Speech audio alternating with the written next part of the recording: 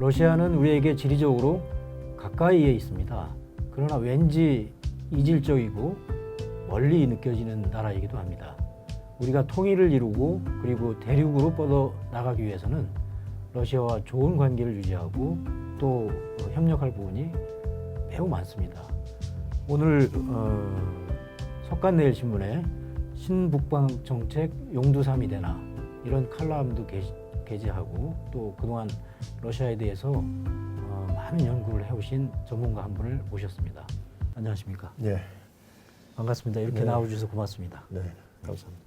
간단히 자기소개 부탁드리겠습니다. 예. 저는 러시아에 약 한 10년 이상, 11년 정도 근무를 했습니다. 특히 모스크바에는 3번, 이르쿠츠크에서는 1번 이렇게 근무를 했고요. 제가 처음 러시아에 가게 된 것은 90년대 말이었습니다. 그리고 마지막으로 제가 2016년 12월 말까지 주 러시아 대사관의 경제봉사로 근무를 했습니다. 사실 그러한 저의 체험을 좀 나눌 수 있는 기회가 없었는데 오늘 내일신문에서 이런 기회를 주셔서 대단히 고맙게 생각하고 있습니다. 예, 소개 감사합니다. 오늘 아마 공사님 말씀 들으면 아마 기존에 우리가 러시아에 대해서 갖고 있던 생각, 상식 이런 것들이 아마 산산조각이 나지 않을까 그런 기대를 하게 됩니다. 좋겠습니다.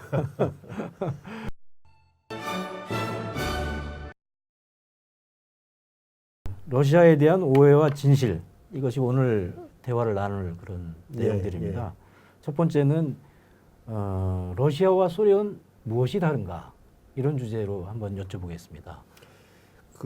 사실 오늘 이제 질문 꼭지는 대부분 그동안 제가 이제 여러 사람들을 대하면서 러시아에 대해서 대화를 나누면서 겪었던 좀 엉뚱한 질문들을 주로 모아봤는데요.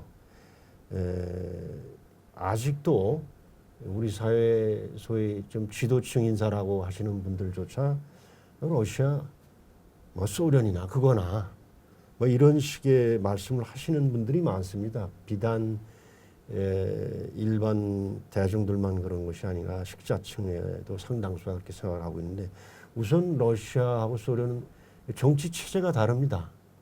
소련은 뭐 다 아시다시피 프롤레타리아 독재, 그야말로 공산당 일당 독재 국가였습니다마는 러시아는 민주주의를 지향하는 나라입니다. 그리고 경제 체제에 있어서도 소련의 경우는 완전한 계획 경제, 통제 경제였죠. 그러나 오늘날 러시아는 시장 경제, 자유시장 경제를 지향하는 사회입니다. 그리고 최고 지도자를 뽑는 과정도 소련 시절에서는 소련 공산당 내부 결정에 의해서 선출이 됐습니다마는 지금 러시아에서는 대통령이 국민들의 직접 선거로 선출되고 있습니다. 그리고 좀 더 구체적으로 소련 시절에는 국민들의 기본적인 자유가 권리가 억압되고 있었습니다. 특히 가장 중요한 것이 직업 선택의 자유, 거주 이전의 자유가 없었습니다. 그러나 오늘날 러시아에서는 일반 민주주의 국가에서 허용되는 대부분의 권리를 다 허용하고 있습니다. 그리고 소련 당시는 거대한 이 나라가 한 15개의 자치공화국으로 형성되어 있었는데 이 공화국들에 대한 어떤 자율권이라는 게 없었습니다. 그러나 지금 러시아 내 자치공화국들의 경우는 자치권을 인정받고 있고요. 끝으로 이제 우리나라와의 관계를 보면은 소련은 한국과 적대 관계에 있었습니다. 그러나 러시아는 1990년도에 한국과 수교를 해서 지금 교류를 하고 있습니다. 그래서 일반적으로 러시아와 중국을 또 혼동하시는 분들이 좀 있더라고요. 예. 심지어는 중국은 자본주의고 러시아는 아직도 사회주의다 하는데 그거는 사실과는 좀 부합이 안 되는 얘기 아니냐. 중국은 공식적으로 중국 공산당 지도부가 중국적 특색의 사회주의 노선을 고수한다. 이게 그들의 기본 입장입니다. 그러나 러시아는 사회주의를 공식적으로 폐기한 나라입니다. 그리고 중국의 경우에는 공산당 이외에 다른 정치 집단은 존재하지 않는데 반해 러시아의 경우에는 우리나라와 마찬가지로 야당이 존재하고 공산당은 그중에 그 힘없는 소수 야당에 불과한 상황입니다. 그래서 러시아와 소련은 단순히 그 소속 공화국들이 독립함으로 해서 국토가 조금 줄어들었습니다마는 그러한 지리적인 측면 이외에도 이념적, 그 제도적으로 본질적인 차이가 있다고 봅니다. 예. 그 여기까지 말씀하신 걸 들어보면 네. 논리적으로는 뭐 다 맞는데 예. 마음으로는 선뜻 받아들이지 않을 것 같습니다. 그거 그러나 하여튼 말씀을 좀 더 네. 들어보면 이제 예, 예. 좀 납득이 되지 않을까 이런 생각이 드는데 그 푸틴 대통령 네, 네. 아주 강한 리더십, 좋게 표현하면 강한 리더십이고 예.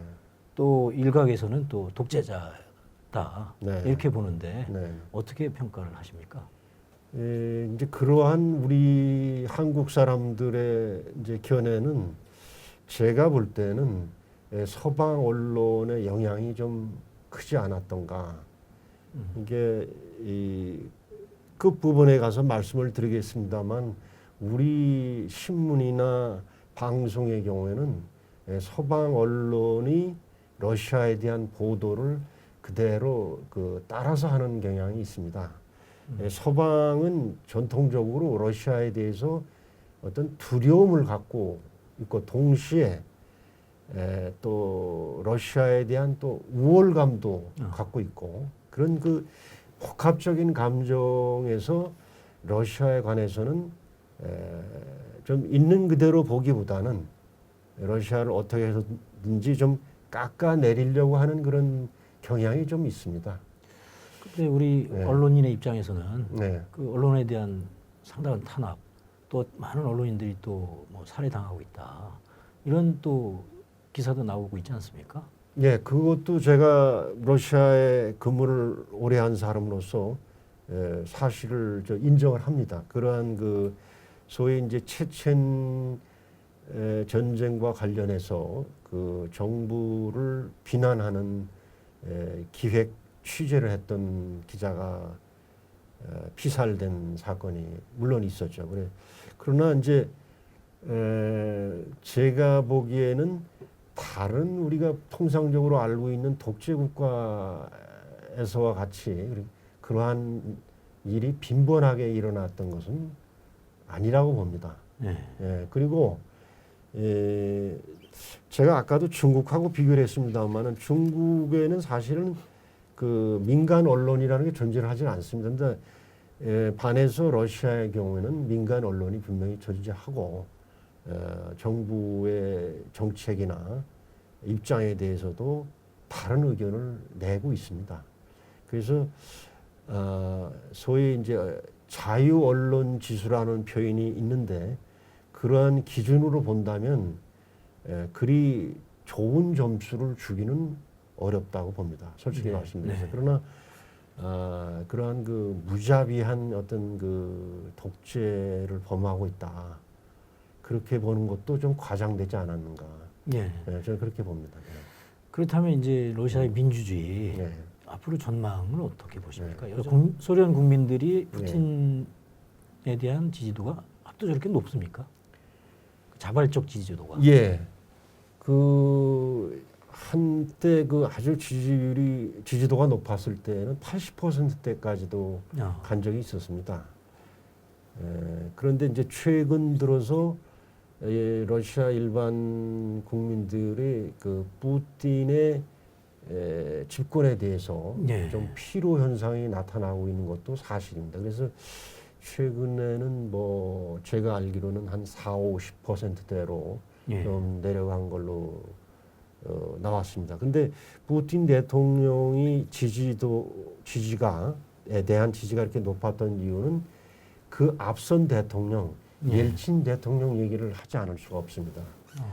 그러니까 소련이 붕괴하고 약 10여 년 동안 90년대에서 2000년대 초반까지 이게 하루아침에 정치 경제 계획을 급격하게 추진하다 보니까 그 혼란이라는 거는 뭐 저도 목격을 했습니다만 아주 정말 엄청났었습니다. 네. 그러한 상황에서 러시아는 대외적으로는 매우 무기력한 존재였습니다. 특히 유고슬라비아 내전의 경우에는 나토 공군이 그 옛 유고슬라비아 땅을 그냥 그 엄청나게 공습을 하는데도 불구하고 러시아는 아무것도 할 수가 없었습니다. 만일 소련 시절 같아서는 상상도 못하는 일인데 소련의 맹방이었던 유고슬라비아에 대한 그 나토 공군의 그 공습 그 과정에서도 옐친 대통령은 발만 동동 구르고 아무것도 할 수가 없었고 그 10여 년 동안 그 서방이 러시아에 가한 그런 그 굴욕, 모욕은 대단했습니다. 네. 그때 러시아 일반 국민들이 받은 그 마음의 상처가 매우 컸습니다. 근데 푸틴 대통령이 집권하고 나서 러시아의 대외적인 위상이, 대외적인 태도가 이런 확 바뀌면서 서방이 긴장을 하게 됐죠. 그러면서 러시아를 대하는 태도가 달라졌고, 그 과정에서 그 상처받은 자존심을 좀 어떤 그 상처가 치유되는 과정에서 러시아 사람들이 푸틴 대통령에 대한 열렬한 지지가 있었다고 봅니다. 다만 푸틴 대통령이 2번 집권을 하고 그 다음에 메드베데프를 대통령으로 내세우고 자기가 수상으로 총리를 하다가 다시 또 메드베데프 대통령 임기가 끝나자 다시 재집권을 하는 그런 과정에서 러시아 일반 국민들의 피로감이 좀 쌓여가고 있는 것은 사실입니다. 그래서 그러면 러시아 민주주의 전망하고 관련돼서 말씀을 드리면은 그러면 지금 푸틴 이후에 푸틴은 지금 작년에 이제 또 선출이 돼가지고 2024년까지 네. 대통령 자리에 있게 됩니다. 그러면 2024년 이후에 어떻게 될 것인가? 근데 지금 푸틴의 뭐 후계자까지는 아닐지라도 그 여권 내에 포스트 푸틴을 겨냥할 만한 인물로서 지금 두각을 나타내는 사람이 아직 없습니다. 그래서 그러면 역시 또 메드베데프냐 하는 문제 제기도 있는데 2024년 이후에 푸틴이 헌법상으로만 보면 다시 한번 출마할 수 있는데 결국 그 푸틴이 24년도에 어떻게 할 거냐 거기에 좀 달려 있다고 보고요. 야당의 이제 야권에서 제야에서 이제 그 나발니라고 하는 젊은 지도자도 최근에 좀 등장을 좀 했었는데 푸틴 대통령이 좀 긴장을 하는 것 같더라고요. 그래서 러시아의 민주화에 대해서는 솔직히 말씀드려서 그렇게 낙관할 수만은 없습니다. 그래서 다만 현 러시아의 정치 상황을 뭐 권위주의 체제라고 표현한 것까지는 좋은데 그걸 독재다라고 얘기하는 거는 좀 과장이 아닌가.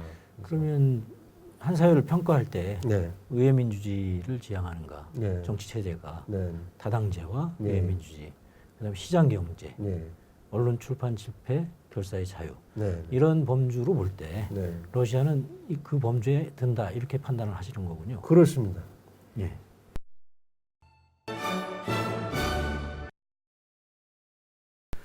두 번째 오해와 진실인데요.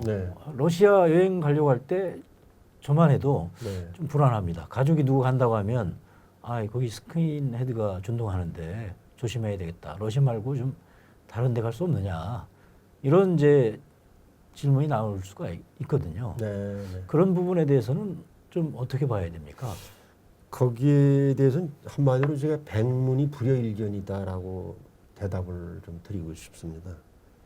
일단 러시아를 직접 다녀오신 분들, 여행하신 분들은 그 지금 김 기자님 말씀하신 그 선입견이 전부 깨져가지고 돌아옵니다. 예. 그리고 제가 러시아에 근무하는 동안도 이제 거기에 다른 이제 외국인들, 뭐 미국인도 있고 뭐 여러 한국인도 있고 뭐 여러 국적의 사람들과 교제를 했습니다만은 한 그 미국인이 그렇게 얘기를 하더라고요. 뉴욕이나 워싱턴보다 안전한 도시가 모스크바다. 도심의 뒷골목을 젊은 아가씨들이 자유롭게 활보할 수 있다는 점에서 그러하다. 예. 한 미국인이 한 얘기입니다.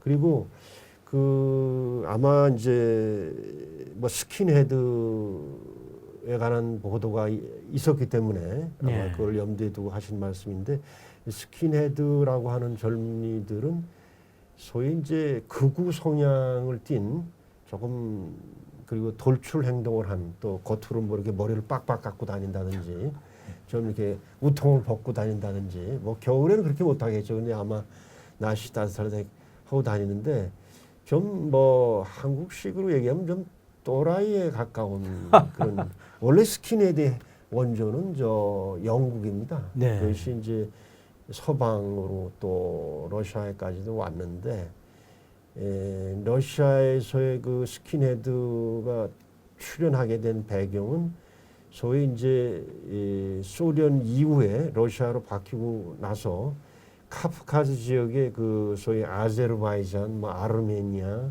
그루지아라고 하는 나라들이 있습니다. 그쪽 독립한 나라들이죠.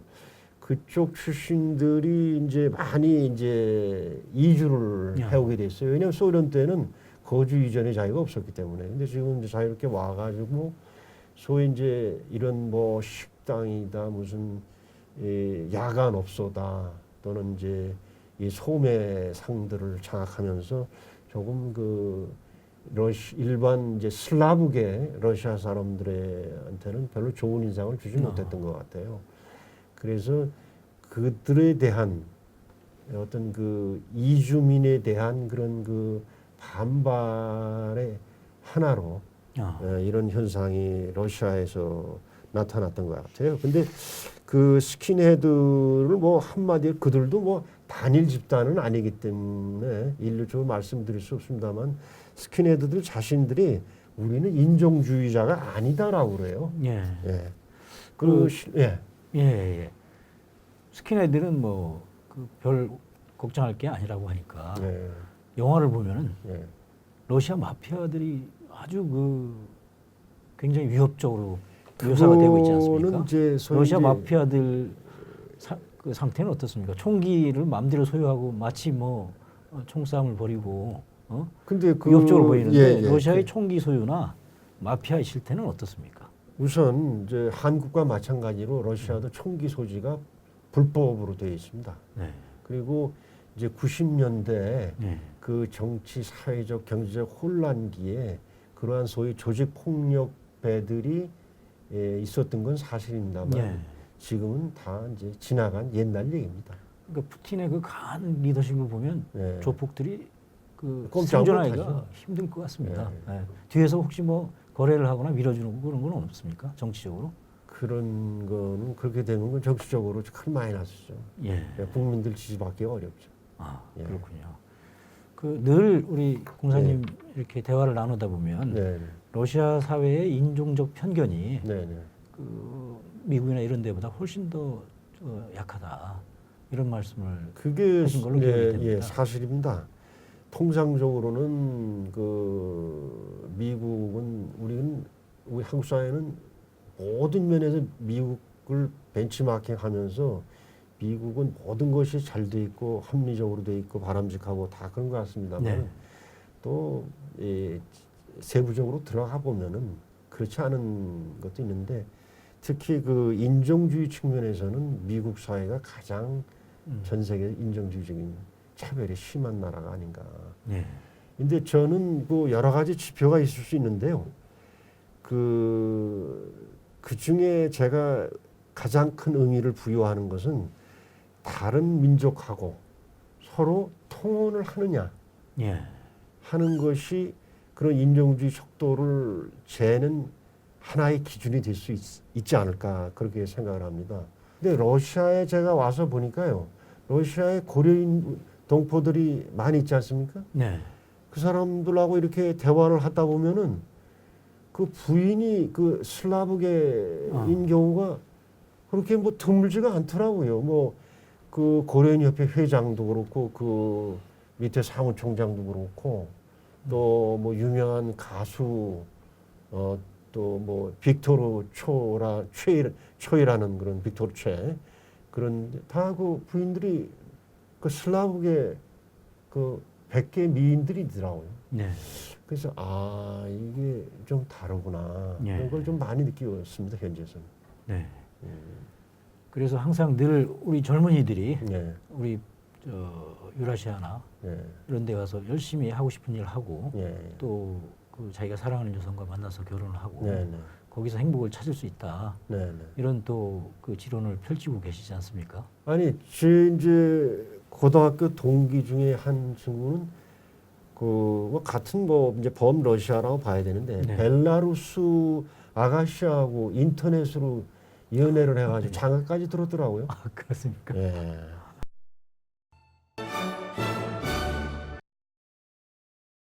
러시아 하면 기억나는 게 경협 차관입니다. 네, 네. 그래서 이제 러시아한테 이 차관을 제공했는데 다 예. 떼었다. 예. 마치 러시아가 굉장히 그 남한테 빚을 안 갚는 돈 나라. 꿔가고 예. 빚도 안 갚고 때를 쓰는 나라처럼 예. 이렇게 인상이 돼 있는데요. 그 내막은 어떻게 되는 겁니까? 사실 그렇게 알고 있는 한국인들이 꽤 많습니다. 근데 우선 그 차관이 왜 그걸 주게 됐는가? 예. 러시아에서 달라고 그런 적이 없었어요. 그런가요? 그게 아니고요.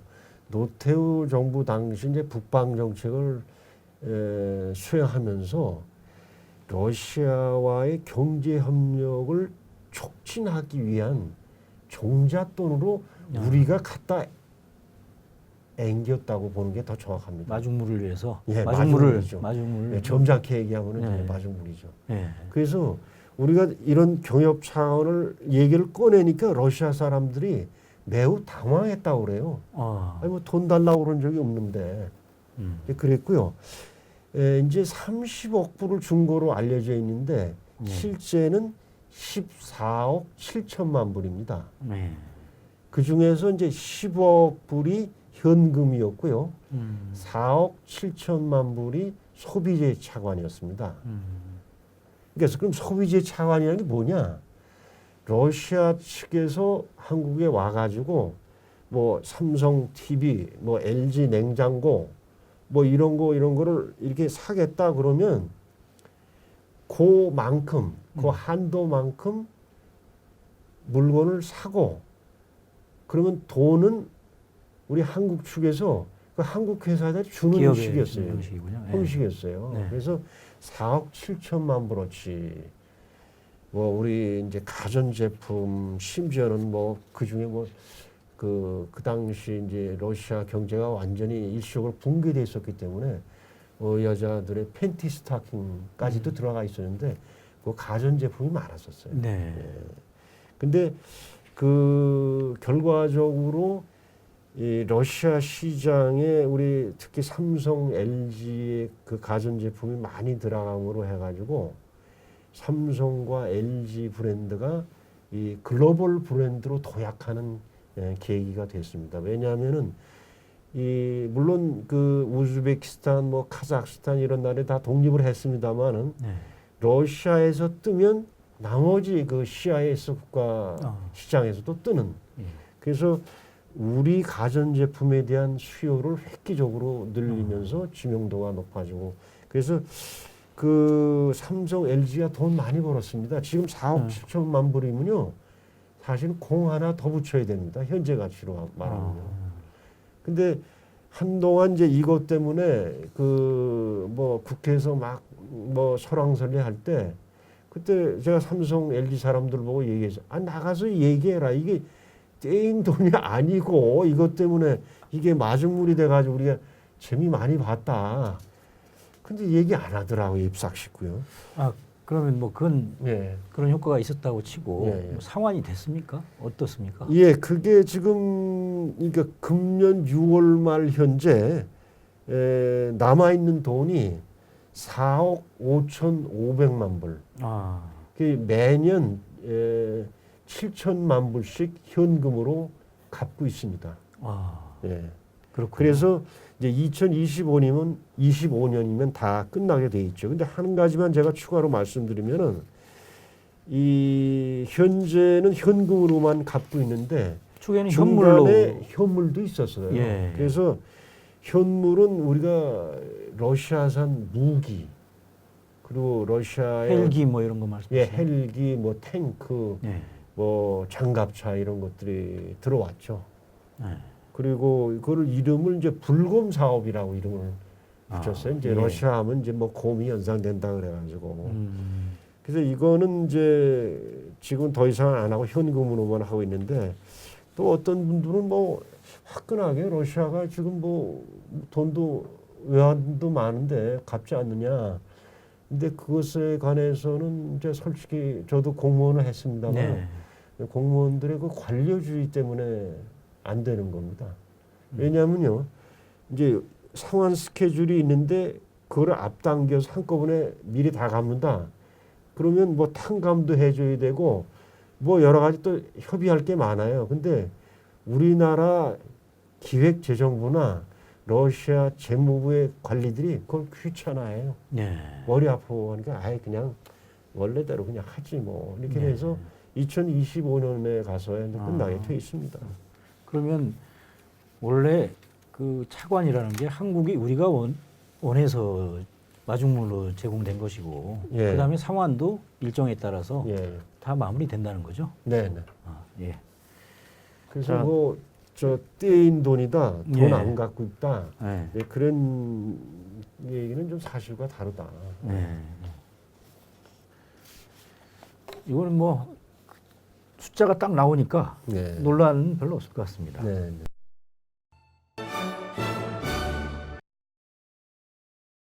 최근에 지정학의 부활, 국제정치학에서 이런 얘기를 많이 하면서 러시아가 우크라이나를 무력으로 침략을 했다. 그러므로 인해서 이제 국제정치가 다시 그런 정치나 군사 우위에 네. 그런 상황으로 복귀하고 있다. 이런 사례를 많이 들었는데요. 그 정황이 어떻게 되는 겁니까? 그거는 이제 2014년도에 우크라이나에서 이제 어떤 그 집권 세력과 이제 제야 세력 간의 무력 충돌에 의해 가지고 그것이 내전으로 비화가 됐습니다. 근데 그 과정에서 그 당시 우크라이나 남쪽에 있던 그 크림 공화국, 크림 반도가 러시아로 넘어가는 일이 발생이 됐습니다. 네. 근데 단순하게 그렇게 짧은 시간만 놓고 보면은 러시아가 우크라이나를 땅을 뺏었다. 예. 틀렸다고 볼 수가 없죠. 아, 예. 그럼 왜 그런 일이 벌어지게 됐느냐? 이제 우크라이나를 놓고 지금 서방과 러시아 간의 힘겨루기. 뭐 아까 이제 우리 김 기자님이 그 지정학의 부활이라는 아주 멋진 표현을 쓰셨는데 지금 이 서방 세력과 러시아 가운데 우크라이나가 위치하게 되면서 서방이 러시아를 계속 좀 쉬운 말로 해서 꼬셨어요. 아. 예, 우리 쪽으로 와라. 근데 우크라이나를 꼬셨다 이거죠. 러시아입니까? 우크라이나입니까? 우크라이나를. 그렇죠. 네, 우크라이나를. 좀 네. 자기 쪽으로. 근데 러시아 입장에서는 그렇게 되면은 그 불안해질 수밖에 없는 것이 지금 소위 서방의 군사 동맹 기구인 나토라는 게 있지 않습니까? 네. 북대서양 조약기구에. 그러니까 지금 우크라이나 옆까지는 다 북대서양 조약기구에 포함이 돼 있어요. 예. 군사기구입니다. 그러니까 만일 우크라이나가 서방 진영으로 넘어가고 또 북대서양 조약기구에 가입을 하게 된다면 러시아 입장에서는 안보 불안을 느낄 수밖에 없죠. 그래서 우크라이나가 서방 측으로 넘어가지 않도록 푸틴 대통령이 여러 가지 애를 많이 썼어요. 이제 그 가운데 친서방파와 친러시아 세력 간의 이제 충돌이 일어나서 이게 내전으로 발생이 됐는데 이 크림반도라고 하는 땅에는 러시아계 사람들이 압도적인 다수를 차지하고 있었어요. 근데 이 사람들이 이번 기회에 우린 그럼 러시아로 돌아가겠다. 이런 얘기를 하게 된 거예요. 근데 하나 이 중간에 말씀드려야 될 거는 뭐냐면 지금 우리가 알고 있는 우크라이나 공화국의 땅은 우크라이나 민족이 스스로 쟁취한 땅이 아닙니다. 예. 그러니까 소위 흑해 연안 그리고 러시아와의 접경 동부 지역, 서부 지역의 대부분은 다 제정 러시아 때 아니면 소련 당시에 갖다 붙여준 땅입니다. 누가요? 소련이나 소련. 제정 러시아가. 아. 그리고 특히 크림반도는 우크라이나 출신 소련 공산당 서기장이었던 후르시초프가 자기 고향에 대한 선물이라고 갖다 붙여줬어요. 그러나 그 당시는 영토의 개념이 아니고 행정구역의 변경이었을 뿐이에요. 그래서 소련이 붕괴되고 우크라이나가 떨어져 나가고 러시아도 이제 별개의 정치 체제가 됐을 때 러시아가 우크라이나에 대해서 계속 얘기를 했어요. 우크라이나에 대해서 크림반도는 돌려달라. 네. 다만 사이가 좋았기 때문에 그것이 어떤 무력 충돌을 안 가고 말로만 이렇게 해오다가 이런 상황이 발생하니까 크림반도에 있었던 러시아계 주민들 우리는 그 사람도 뭐라고 얘기하냐면 우리 집으로 돌아가겠다. 무이 바즈브라샤임 다모이. 다모이라는 게 집으로란 뜻이에요. 예. 예, 그걸 외치면서 주민투표를 하니까 절대 다수가 우크라이나에서 독립하겠다. 그 다음에 또 주민투표를 하니까 러시아로 우리는 돌아가겠다. 이렇게 해가지고 러시아에서 그럼 우리 받아주겠다. 이렇게 된 거예요. 러시아의 입장에서는 크림반도를 가져옴으로 해서 크게 얻는 게 별로 없어요. 땅은 진짜 시체마을 지겨울 정도로 땅이 넓은 나라예요. 땅이 넓은 게 고민일 정도로 넓은 나라가 러시아예요. 뭐 별로 자그마한 땅덩어리를 얻기 위해서 우크라이나를 침략했다. 그건 좀 과도한 얘기죠. 그래서 그렇다 하더라도 네, 그러면 네, 계속해서 그 협상을 한다든지. 네, 왜냐하면 절대 다수가 네, 러시아로 가기를 원한다면 네. 그런 절차를 생략하고 무력으로 침략했다. 무력으로 침략한 건 아닙니다. 그러니까 크림 공화국, 그러니까 우크라이나 내에 크림 자치 공화국이 그런 의회에서 2번이나 결의를 했어요. 예. 우리를 받아달라. 우리는 우크라이나에서 떨어져 나와서 러시아로 가겠다. 예. 그래서 러시아 의회에서도 그 크림 공화국의 그러한 결의를 우리가 존중하고 수용하겠다. 예. 이렇게 해서 이제 이루어진 거죠. 실제로 실제로 제가 그때 텔레비 봤어요. 이 BBC 풀네임은 모르겠는데 매스유 특파원이 크림반도 취재를 갔어요. 그 당시에. 예. 그 난리가 날 때요. 근데 이 매스유 기자가 아마도 이제 갔더니 뭐 러시아 군인들이 뭐 날뛰고 뭐 러시아 군인들이 뭐 억압을 강제로 해서 투표도 하고 뭐 이런 얘기를 하고 싶었던 것 같아요. 근데 마이크를 이렇게 들이대더라고요. 거기 주민들한테. 근데 전부 기쁘다는 거예요. 집으로 돌아가게 돼서. 그러니까 그러고 막 주변에서 막 축포가 터지고 막 불꽃놀이가 한창이에요. 그러니까 그 뒤에서 뭐라고 멘트를 하냐면 이 크림에 있는 주민들이 러시아로 크림이 돌아가게 된 것을 이렇게 기뻐하고 있습니다. 그러고서 확 끊어버리더라고요. BBC가. 할 말이 없으니까. 네. 예, 그러고 다음에 서방의 비난 자체가 예. 나름대로 어떤 진영 논리나 네네. 그런 안보적 목적이 있다 이렇게 보시는 거군요. 네. 예. 세계 지도상으로 보는 우크라이나 영토는 역사적으로 본 우크라이나가 쟁취한 땅이 아니고요. 우크라이나 지금 동부, 남부, 특히 크림반도, 서부 지역은 제정 러시아 그리고 소련 당시에 행정구역의 변경의 일환으로 갖다 붙여준 땅입니다. 그 면적이 거의 50%에 육박을 합니다. 네.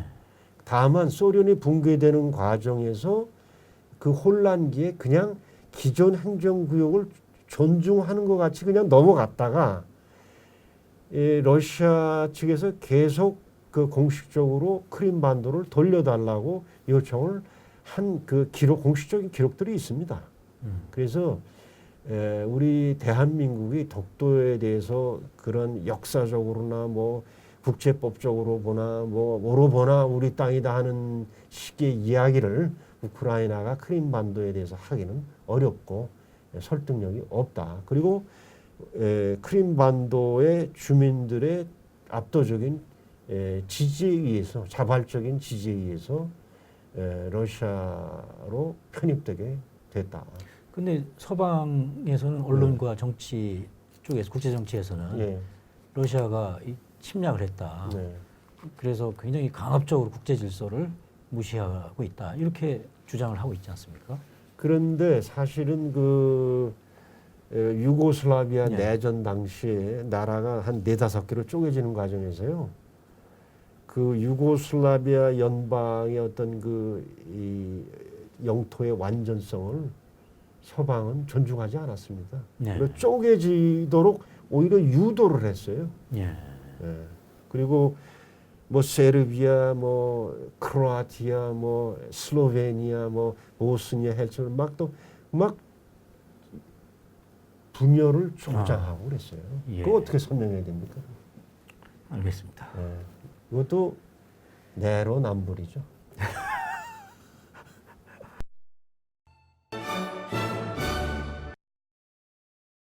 국민 생선 명태. 예.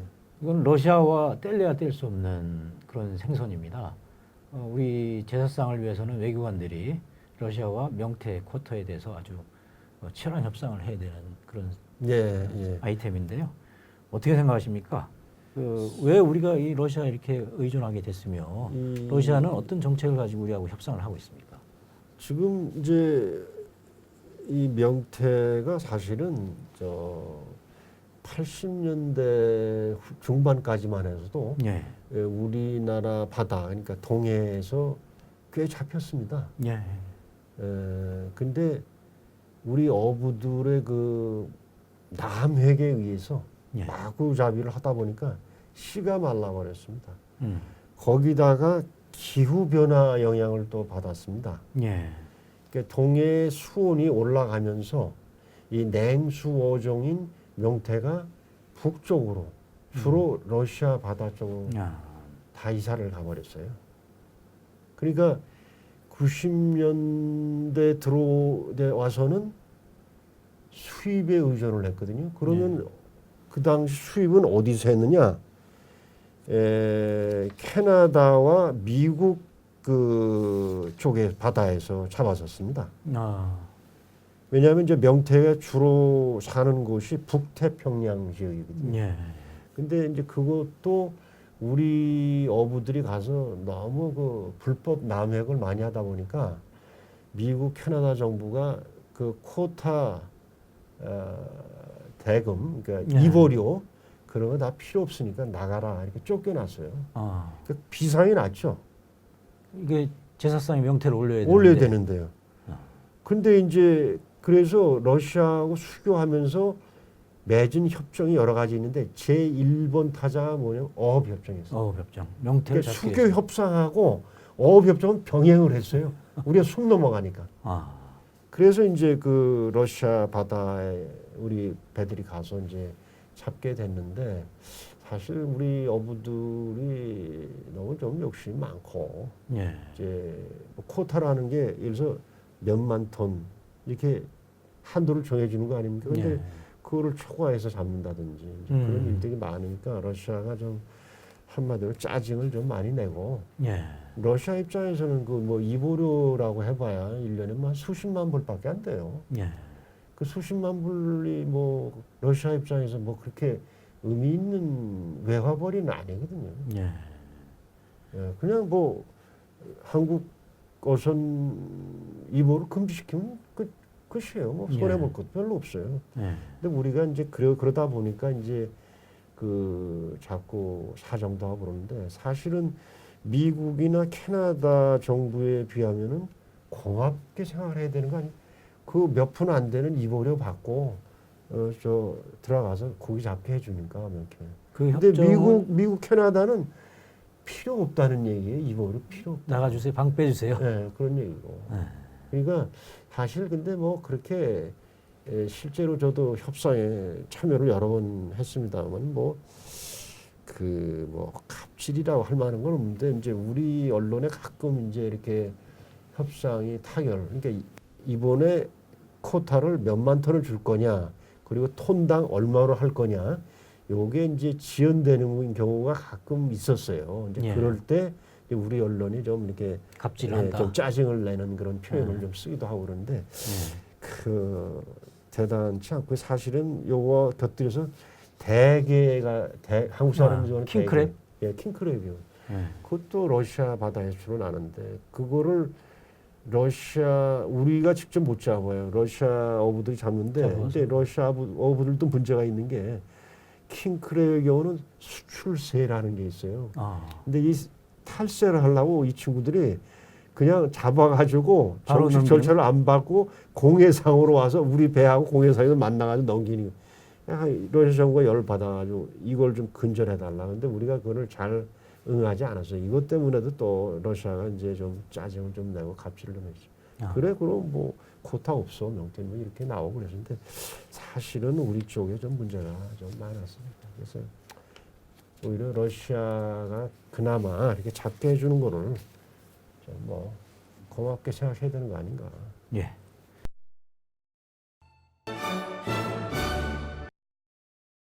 그 러시아의 우리 현대차나 네네. 또 뭐 라면 업체, 네.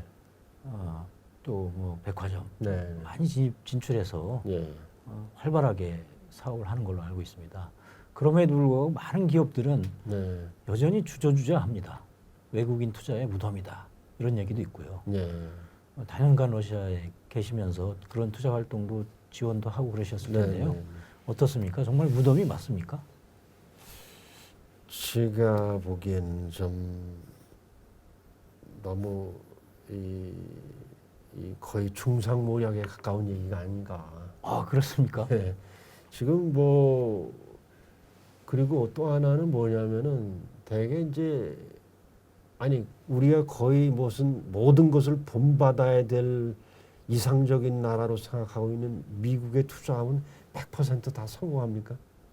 그렇지는 않죠. 뭐 실패한 시장 케이스도 경제에서 있는데, 다 예. 100% 성공이 어디 있습니까? 그러니까 이게 실패한 사람들이 이게 시끄럽게 예. 그 배부른 돼지는 조용하다고 그러지 않습니까? 예. 이제 실패한 사람들이 이렇게 마구 이제 무책임하게 떠들다 보니까 이제 그런 이제 이미지가 형성된 거가 아닌가. 근데 사실은 러시아에 들어오는 예. 그러니까 이 외국인 직접 투자에서 우리 한국 기업의 투자가 차지하는 비중은 사실은 1%도 안 돼요. 예. 그러니까 그러한 한국의 입장에서 외국인 투자 환경이 어떻다 또는 외국인 투자의 무덤이다 하는 얘기는 좀 적절치 못한 얘기가 아닌가. 예. 특히 이제 그 노무현 대통령 때 이런 일이 있었어요. 예. 2006년도에 당시 이제 한명숙 씨가 이제 총리를 맡고 계실 텐데, 그때 이제 러시아의 프라드코프 총리라는 분이 예. 한국을 방문했고, 두 분 총리들이 이제 회담을 했는데, 그때 그 한명숙 총리 말씀 자료를 도대체 누가 써줬는지 모르겠어요. 한 총리께서 뭘 아시겠어요? 그냥 네. 그 밑에서 이제 뭐 말씀 자료 써주니까 프라드코프 총리한테 러시아 투자 환경이 어떠고 저쩌고 뭐 이런 얘기를 좀 하신 모양이에요. 근데 예. 그 배석했던 사람들의 말에 따르면 프라드코프 총리가 우리 한 총리의 그런 지적에 대해서 대꾸도 안 하고 전 화제를 아예 돌려버렸다고 그래요. 아, 그러니까 그러니까 그 일구의 가치도 없는 그게 주장이다. 좀 우습다는 얘기죠. 예. 그 당시 기준으로 제가 숫자를 찾아보니까 러시아에 유입된 외국인 투자 중에서 한국이 차지하는 비중 0.7%밖에 안 됐어요. 예. 뭐 숫자상으로 한 10% 정도는 되는 나라가 이제 그런 얘기를 하면 모르는데 그런 얘기를 했다. 좀 유쾌하지 못하게 들렸던 것 같아요. 그러면 서방에 지금 가장 많이 투자하는 곳은 어디입니까? 지금 독일, 프랑스, 지금 한국 기업은요. 이게 이 연락 사무소까지 합해도 한 100개 좀 더 돼요. 예. 근데 독일, 프랑스는 수천 개가 진출해 있습니다. 아, 기업이. 그러면 한국에서 비교가 안 되는 거죠. 가장 대표적으로 손꼽히는 지금 활발하게 하는 나라는 기업은 어디입니까? 현대차, 삼성, LG, LG, 롯데, 그렇죠. 오리온. 그리고 도시락, 팔도라면. 팔도라면 아주 유명합니다. 이 회사들은 아주 잘 나가요. 그리고 예. LG전자는 제가 하여튼 LG 직원한테 들었는데요. LG전자 해외 현지 법인 공장 중에서 제1효자라고 하더라고요. 아, 러시아가 네, 러시아 법인이. 법인이. 예. 네. 그리고 저 현대자동차도 잘 팔립니다. 그래서 국민차로 아, 불립니다. 현대 솔라리스라고 하는 모델을 생산하고 있는데 아반떼를 조금 변형한 겁니다. 네. 근데 국민차로 그만큼 잘 팔립니다. 아, 뭐 초코파이는 이 없어서는 안 되는 도시락도 그렇고요. 예. 예. 근데 재미있는 게요. 이 팔도라면 이 공장이 있는 지역 이름이 라멘스코에라고 그래요. 라멘스코에. 그래서 이 지명 때문에 이 터가 좋아서 이렇게 잘 되는 거 아니냐. 뭐 네. 그런 얘기도 있습니다. 예. 근데 왜 그런 인식? 러시아하면 이 투자의 무덤이다. 아주 거기 옛날 사회주의 그런 영향이 남아 있어서 어렵다. 이런 선입견이 있는 겁니까? 왜 그런 인식이 있었을까요? 근데 우리 이제 중소기업 특히 이제 대기업을 제외한 기업들의 경우는 네. 충분한 준비를 안 하고 예. 그러니까 중국 들어가듯이 중국 시장에 우리 많은 기업들이 진짜 진출할 때 결국은 이제 그 값싼 임금 예. 그걸 좀 활용하기 위해서 그런 거였는데 러시아는 사실은 그런 측면에서는 메리트가 좀 떨어지죠. 물론 여러 가지 다른 뭐 장점도 있습니다만은 그리고 러시아 사람들의 어떤 문화, 어떤 시장에 대한 충분한 조사를 안 하고 그냥 좀 덤비는 경향이 있었어요. 예. 거의 그 90년대에는 마치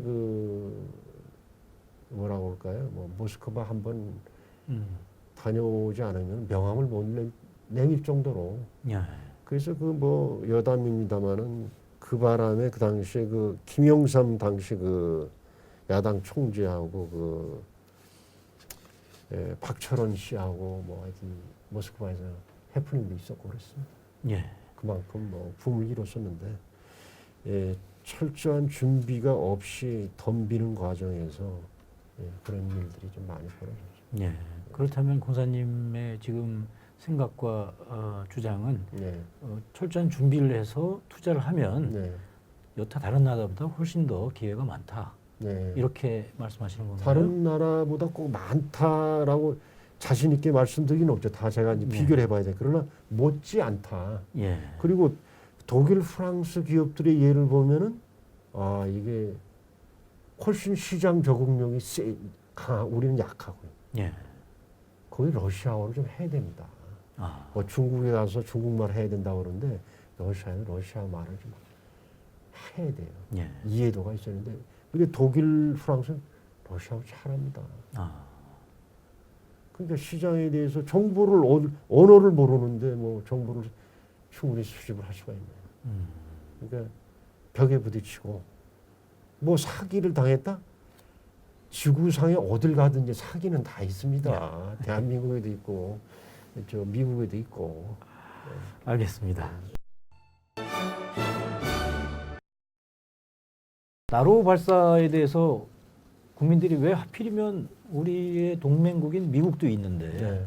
왜 러시아에 가서 그 기술 지원을 받았나? 네.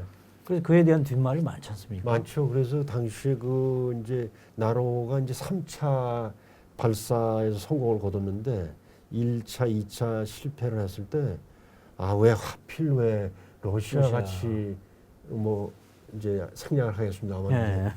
파트너로 했냐. 근데 사실 2000년대 초반에 이미 그 저기 노무현 대통령 때부터 시작된 사업이거든요. 근데 그 당시 당연히 미국 우리의 그 맹방이라고 하는 미국의 손을 내밀었죠. 그런데 그 제가 그분 성함은 잊어먹었습니다만은 그 항공우주연구원 나라오 발사 그 추진 발사단장 그분은 뭐 미국에서 단연간 유학을 하고 공부를 했던 분인데 그분이 이 나로 프로젝트를 하면서 자기는 철저하게 반미주의자가 됐다라고 조선일보 인터뷰에서 이렇게 얘기한 적이 있어요. 이 얘기를 들어보니까 이제 이거는 좀 민감한 상황이에요. 왜냐하면 미사일 기술 통제 협약이라고 있습니다. MTCR하고도 관련되는 문제이기 때문에 미국 국무부를 찾아갔더니 이 반응이 미국 국무부 관리의 반응이 한국 같은 나라는 이런 거 필요 없다. 생각하지 마라. 아예 말을 꺼내지 못한. 퇴짜를 맞은 거죠. 예.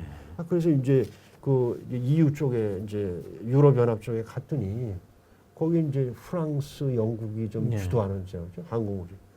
거기서는 돈을 또 엄청나게 많이 달라고 그러고. 우리 사실 붓다리 옷밖에 안 되는데. 바가지를 그냥 엄청 씌우려고 했군요. 그래서 결국은 돌고 돌아서 러시아를 찾아간 거죠. 2000년대 초반에 갔더니 러시아 그 과학자들 또 그래서 좀 사람들이 좀 순박해서 그런지 뭐 우리가 줄 수 있는 그 돈 그만큼 받고 해주겠다. 이렇게 해서 된 거예요. 그러면 우리가 러시아를 정해놓고 찾아간 게 아니라 문전박대 당하다 돌고 돌다 하니까 어쩔 수 없이 러시아가 한 거예요. 러시아가 또 호응을 해줘서 그러면 아이고 뭐 후진 천만의 말씀이에요. 세계 최초로 57년대 스푸트닉 쇼크라는 거 있지 않습니까? 그렇습니다. 케네디 대통령이 그 쇼크를 먹고 뭐 미국의 같은 교육 커리큘럼 물리 수학 교육을 강화한 그 제도 교육을 했을 정도로 쇼크가 컸어요. 스푸트닉 쇼크라고 합니다. 57년도에. 최초로 인공위성 쏘아를 했어요. 61년도에는 그 유리 가가린이라고 하는 세계 최초의 우주인이 탄생해 유인 우주선에 지구를 한 바퀴 돌아요. 계속 승승장구 러시아가 앞장섰어요. 다만 이제 미국이 달 아폴로 11호인가요? 그때 조금 앞장섰고. 근데 서로 비등비등한 상태예요. 지금 이 지구 상공에는 국제 우주 정거장이라는 게 있어요. ISS라고.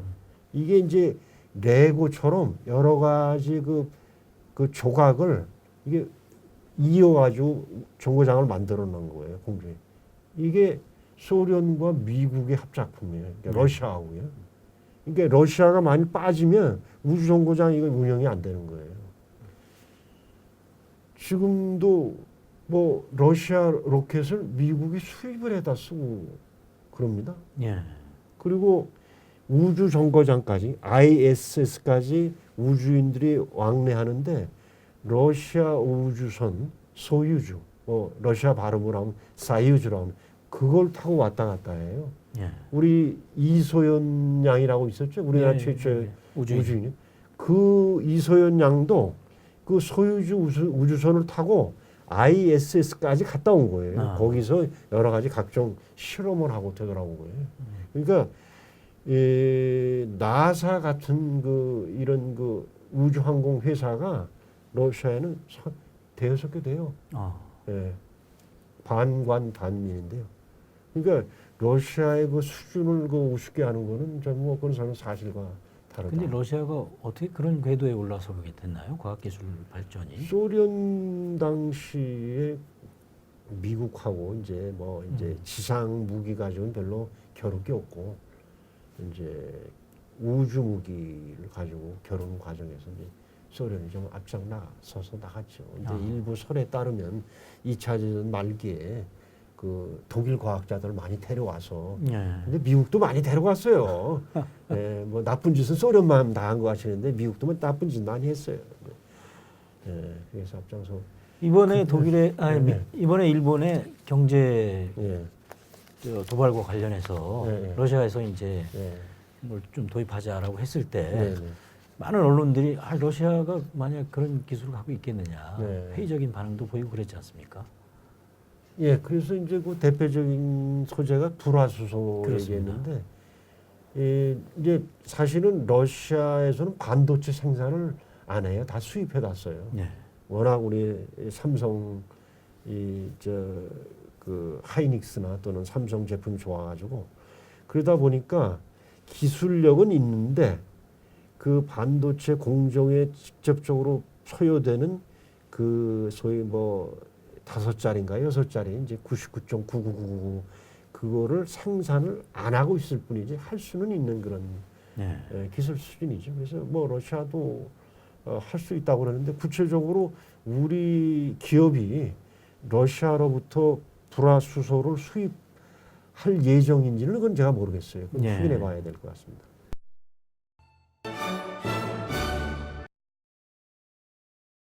러시아가 사실은 중국과 요즘 굉장히 절친해서 네, 네. 동맹 관계다 이렇게 그 묘사하는 그런 언론도 많이 있습니다. 네. 어떻게 보시나요? 또 트럼프 집권 초기에 네.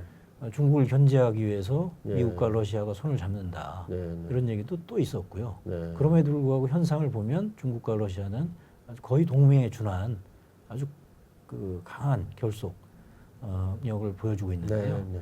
이것이 지속 가능하다 봅니까 어떻습니까? 지금 현재 상태로만 보면 러시아와 중국이 아주 밀착 관계로 보이는 건 맞습니다. 예.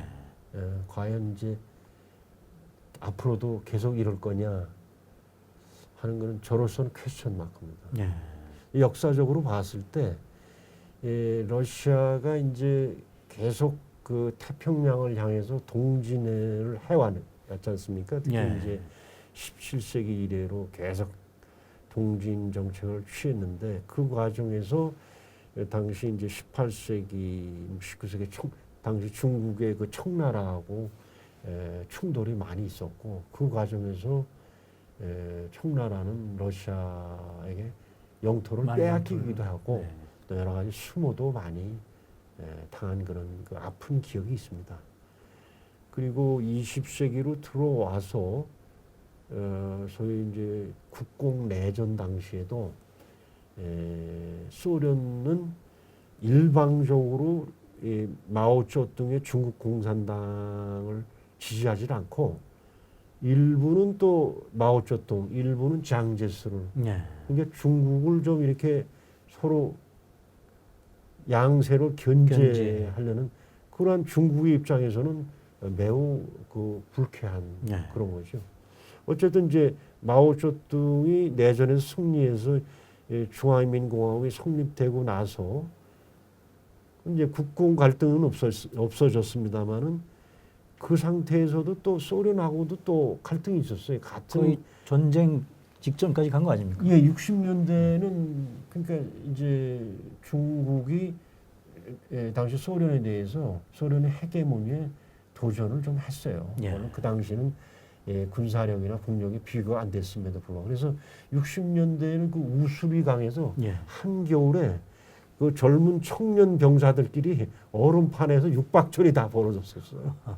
근데 그 육박전이 뭐 이제 뭐 실탄까지 동원되는 그렇게 하고 그래가지고 심지어는 소련 공산당 내부에서는 야 이거 안 되겠다 이놈들 손 좀 봐야 되겠다. 그래서 베이징을 핵무기로 폭격하자 예. 이런 이야기까지 나왔다고 그래요.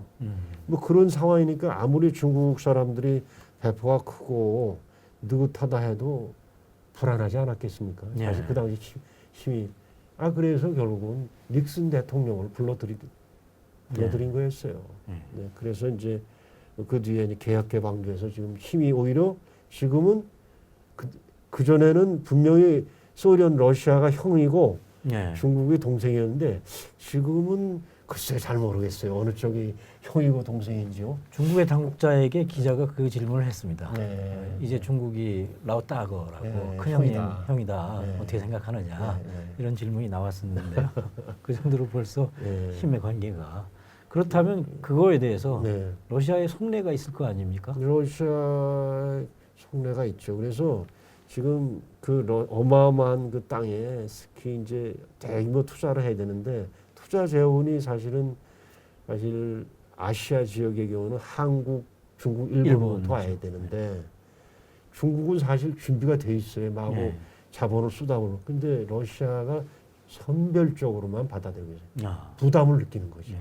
특히 이제 러시아 극동 지방의 경우는 인구는 없고 예. 중국은 인해 전술로 들어오고. 네. 예. 아주 위협적이죠. 그래서 사실은 한국을 좀 많이 끌어들이려고 하는데 뭔가 좀 이게 예. 기대에 못 미치고 있습니다. 그 향후 전망은 어떻게 보십니까?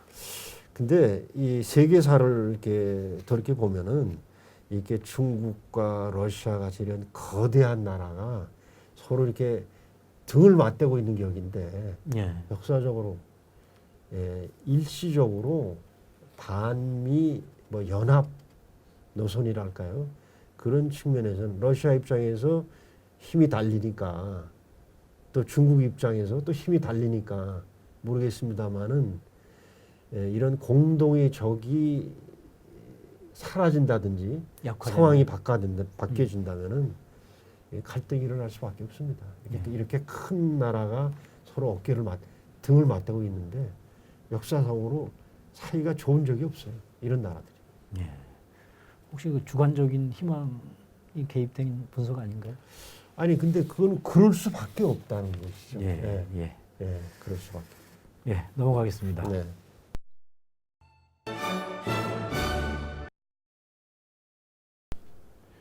많은 사람들이 네. 러시아는 소련에 이어서 러시아조차도 북한 편만 되는 거 아니냐 네. 이런 인식을 갖고 있는 것 같습니다. 그 러시아의 외교 정책이 어떻습니까? 북한에 대한 대외 정책이. 우선 이제 2차 대전 직후부터 보면은 북한의 김일성 정권 수립에 있어서 소련이 산파 역할을 했죠. 예. 후견인 역할을 했기 때문에 소련 그 당시 북한에 대한 그 지원이라는 건 뭐 전폭적인 것이었습니다만은 60년대 이제 중소 분쟁 때 약간 좀 그 흔들림이 있었고 이제 소련이 붕괴되고 나서 러시아로 바뀐 다음에는 급격한 변화가 있었습니다. 예. 특히 옐친 대통령 집권 시기에는 전폭적으로 대한민국을 지지했어요. 예. 북한과의 관계는 다. 그래서 그 대표적인 게 61년도에 북한과 소련 간에 맺은 상호 원조조약. 우리의 그 한미 상호 방위 조약하고 똑같은 겁니다. 예. 그거를 96년도에 대한민국과의 관계를 유지하는데 이 걸림돌이 된다 그래요. 옐친 대통령이 그 폐기시켜 버렸어요. 예. 그런데 러시아 입장에서 보니까 그 결과가 뭐냐? 대한민국이 이제 볼일 다 봤다. 그러면서 러시아를 홀대한 거예요. 그게 대표적으로 나타난 게 뭐냐면은 90년대에 남북한 미국, 중국 사자 회담이라는 게 있었어요. 그렇습니다. 예. 근데 거기서 러시아를 제외하고 러시아를 폐지해 버린 거예요. 한국이요. 예. 그래가지고 이제 2000년대 들어와서 푸틴 대통령 집권을 한 다음에는 러시아가 좀 반성을 한 거예요. 이게 일방적으로 대한민국 편을 들었더니 사람 알기를 우습게 하네. 예. 그래가지고 푸틴 대통령 이후는 그냥 냉정하게 얘기해서 남북한 등거리 외교로 바뀌었습니다. 야. 그리고 푸틴 대통령이 그러니까 소련, 러시아를 통틀어서 최고 지도자로서는 처음으로 김정일 위원장 있을 때 북한을 방문합니다. 그래가지고 그 직후에 이제 다시 협정을 체결하는데요. 전에 폐기됐던 소위 유사시 자동 개입 조항이라는 건 없는 그런 네. 조항입니다. 근데 지금 중국의 경우에는 아직도 유사시 자동 개입 조항이 들어가 있는 상호 원조 조약이 유효합니다. 그래서 중국과 비교를 해야겠죠. 러시아는 중국에 비해서는 덜 북한 편을 든다라고 얘기하는 게 객관적이다. 그 국제 무대에 나가면 그런 것이 느껴지시나요? 아, 그렇죠. 예. 네. 그리고 북한에 대해서 중국같이 북한이 어려울 만하면 뭐 돼지고기도 뭐 몇천 톤 원유도 뭐 이런 식으로 이제 주는데 러시아는 거의 공짜로 주는 건 없습니다. 예. 그 덕분인지 교육 규모가 그러니까 북중 비교하면 훨씬 적죠. 예. 그러니까 되도록이면 경화 결제를 요구를 합니다. 그 북한의 차관 문제, 북러 간에 그 문제는 어떻게 탕감을 대부분 한 걸로 돼 있는데 그렇죠. 지금 그게 어떻게 돼 있습니까? 그 이제 이 얘기를 들어보니까 그런 얘기를 하더라고요. 자기네들은 그냥 이만큼 빚이 있다는 거를 북한이 인정만 해주면 좋겠는데 갚으란 얘기는 아니고 그것조차 못하겠다고 버티니까 정말 속 터져 죽겠다. 러시아 경제개발부 직원이 저한테 한번 그러더라고요. 예. 그 도대체 얼마나 되냐? 그랬더니 한 100억 불 정도 되는데 이제 북한이 뭐라고 그러냐면 러시아에 대고 지금 무슨 소리냐? 언제 받을 생각하고 우리한테 도와줬느냐? 이제 와서 무슨 소리냐? 우린 못한다. 이제 그렇게 버티다가 이제 그러면 거의 대부분 탕감을 해줄 테니까 남은 금액은 상징적으로 좀 남겨두자. 우리 의회에서 탕감을 해줄래도 의회 동의가 필요한데 100% 탕감은 안 된다. 예. 뭐 그래서 이제 그렇게 됐다는 얘기가 있습니다. 그래서 그 돈도 북한 은행에다 두고선 그걸 꺼내서 북한 내에서 협력 사업을 하는 걸로 그렇게 타결이 됐다고 하면 북한 친구들이 참 대단한 것 같아요. 예.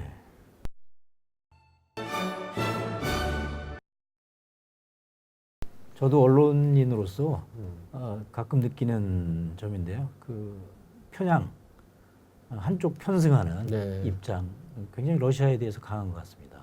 오해일 수 있고 또 고의도 일 수 있고요. 무관심일 수도 있습니다. 어떻게 보십니까? 제가 보기에는 무관심 쪽이 더 큰 것 같아요. 예. 그게 이제 수치로 말씀드리면은 그 우리 언론사들이 이제 뭐 미국, 뭐 유럽에 뭐 여기 아시아 지역도 그렇습니다. 중국, 일본에 특파원들 많이 내보내지 않습니까? 그 2018년도 통계를 보면은 뭐 미국 쪽에는 한 50명이 총 넘고 중국도 30명이 넘고 일본도 한 25, 6명 정도 되는 걸로 나와 있어요. 근데 러시아는 딱 2명. KBS 연합뉴스. 그러니까 이게 관심 자체가 좀 없구나. 네, 그러다 보니까 이제 그 러시아 뉴스는 잘 다루지도 않지만 다루는 경우는 대부분 서방 언론에 난 거를 그대로 이렇게 거의 요약 번역 또는 전제하는 수준으로 하고 있다. 그러면 뭐 제가 러시아에 오래 근무를 했다고 그래서 뭐 러시아를 미화하고 그럴 수는 없죠. 객관적으로 봐야 된다. 그러면 다른 나라 언론은 어떤가? 제3국 언론은. 그래서 제가 통계 자료를 찾아보니까 러시아에 나와 있는 한국을 제외한 제3국 언론 그러니까 그 특파원들 몇 명이나 되냐 봤더니 미국이 제일 많아요. 26명인가 5명인가 되더라고요. 아니 알기로는 요즘 미국은 냉전 이후에 러시아를 아주 우습게 안다고 알려져 있는데 옛날 소련과는 달리. 그러니까 뭐 영국, 프랑스, 독일도 한 15명, 17명, 예. 중국도 15명, 일본 16명이나 되더라고요. 일본이 뭐 경제력이 어마어마한 나라거든요. 세계에서 뭐 지금 2등 하다가 요즘 3등 하죠. 예. 예, 뭐 한국에서는 좀 우습게 아는 나라입니다만, 근데 그 러시아에 대한 그런 관심이 많더라고요. 그러면 이걸 봤을 때 한국 언론이 러시아에 대한 관심은 뭔가 좀 정상은 아닌 것 같다 그런 생각을 좀 하게 되더라고요. 예. 그 사례가 있을 거 아닙니까? 한국 언론의 보도 중에 네. 이거는 정말로 무관심이나 편향된 시각의 대표적인 반영 결과다. 그런 사례가 몇 번 있었을 거 아닙니까? 절실하게 글쎄, 느낀 그런 사례는 어떤 겁니까? 작년에 무슨 저기 이제 러시아, 영국 이중 스파이가 예. 였던 사람이 이제 러시아에서 추방돼 가지고 영국에서 영국 스파이도 하고 러시아 스파이 이중 스파이 짓을 하다가 쫓겨났는데 영국 런던에 살고 있었던 사람인데 이 사람에 대한 이 러시아 뭐 정보 당국인지 하여튼 누군지 모르지만 그 독극물 공격을 했다. 예. 이런 이제 기사가 막 나오고 있었어요. 심지어는 그 당시 그 영국의 그 메이 수상이 이 서방 각국 지도자들한테 직접 자기가 전화를 돌려가지고 난리 났다. 예. 이 러시아가 이렇게 이런 짓까지 한다라고 막 그 화를 내면서 영국 정부의 입장에 동조해주기를 이렇게 촉구하고 그랬는데 그때 뭐라고 그랬냐면 이게 독극물인데 이게 그 무기급이다, 그러니까 무기 수준이다라는 거죠. 죽은 사람이 없어요, 근데. 뭐 그 사람 집에다가 뭐 이렇게 문고리에다 묻혀놨다, 그 동네 어쩌고 저쩌고 뭐 얘기하고 뭐 난리 피는데 그 러시아 정부가 다음 날인가 그 다다음 날 무슨 발표를 했냐면 이 독극물을 이게 러시아에서 생산된 거다. 근데 이 독극물 국제 전문가들이 있어요. 독극물 그 이제 방지 협약 전문가들 말에 따르면 이 독극물의 정체 성분을 그렇게 빨리 밝히려면 그 독극물이 영국 내 실험실에 있어야만 가능하다는 거예요. 이게 무슨 얘기냐 이거예요. 그래가지고 뭐 이제 그 전문가들이 이제 나서서 하는 얘기를 들어보니까 이거 정체를 밝히는 데만 해도 몇 주 걸린다. 근데 그걸 단정적으로 단정적으로 하고 그걸 또 우리나라에서 막 또 트럼프 대통령은 메이 대통령하고 초감이 있어서 그런지 전화 받자마자 막 그냥 뭐 러시아 외교관들 추방한다더니 막 그런 생 난리를 치고 그랬어요. 근데 그 뒤에 뭐 시간 지나니 희지부지 돼 버리더라고요. 그렇게 뭐 난리를 칠 때는 언제고. 그리고 이제 아까 크림 반도 얘기했는데도 그냥 뭐 우리 언론에 그 우크라이나 사태와 관련해 가지고 되게 저 글 쓰시는 분들이 뭐 실언들 많이 쓰는데 거기에 보면 완전히 러시아는 힘이 없는 약한 이웃 국가를 아주 괴롭히는 나쁜 나라로만 묘사를 하는데 그것도 과장된 얘기다. 서방의 악랄함에 대해서는 눈을 감고 그러니까 저는 항상 지론이 착한 나라는 없다. 지구상에 다 똑같다. 자기 이익이 되면 나쁜 짓도 서슴지 않고 한다. 모든 나라. 알겠습니다. 제가 부탁드리고 싶은 것은 뭐 러시아뿐만이 아니라 어느 나라가 됐든 우리와 긴밀한 관계, 중요한 관계를 맺고 있는 나라들에 대해서는 그 장점, 단점, 밝은 면, 어두운 면, 긍정적인 면, 부정적인 면을 균형 있게 알무로 해서 그 나라들과의 그 외교가 쿨하게 이루어져야 된다고 봅니다. 외교란 전 보약이라고 생각합니다. 가끔 이제 많은 일반인들이 외교관을 소방수라고 착각하시는 분이 있는데요. 외교관은 소방수가 아닙니다. 그 보약은 아프기 전에 평소에 먹는 약입니다. 보약을 먹어두면 병이 안 생깁니다. 예. 소방수가 필요 없습니다. 외교는 보약입니다. 예. 오늘 말씀 예. 감사합니다. 예.